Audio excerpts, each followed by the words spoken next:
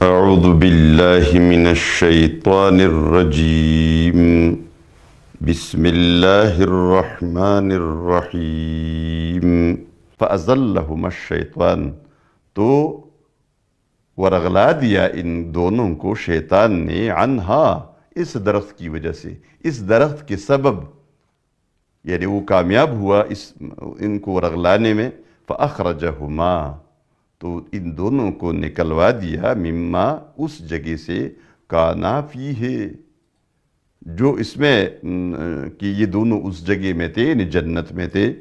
وقلنا اور ہم نے کہا اہبتو اتر جاؤ، بعضکم لبعض عدو تم میں سے ایک دوسرے کے دشمن ہوں گے، وَلَكُمْ اور تمہارے لیے فی الارض زمین میں مستقر جائے قرار ہے، ومتاع اور سامان ہے، الی حین ایک وقت کے لیے، ایک وقت تک کے لیے، یعنی موت تک کے لیے۔ یہاں فَأَزَلَّهُمَا کی معنی یہاں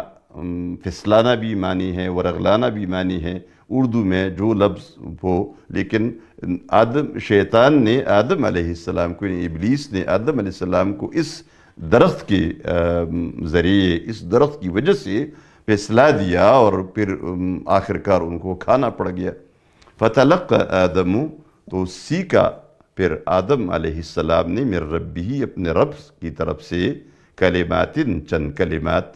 فَتَابَ عَلَيْهِ تو اللہ نے ان کا توبہ قبول کیا، یعنی وہ الفاظ جو بعد میں آ رہے ہیں، قال ربنا ظلمنا انفسنا وان لم تغفر لنا او ترحمنا لنکونن من الخاسرین، یہ الفاظ کہہ کر تو ان کا توبہ اللہ نے قبول فرمایا۔ انہو هو التواب الرحیم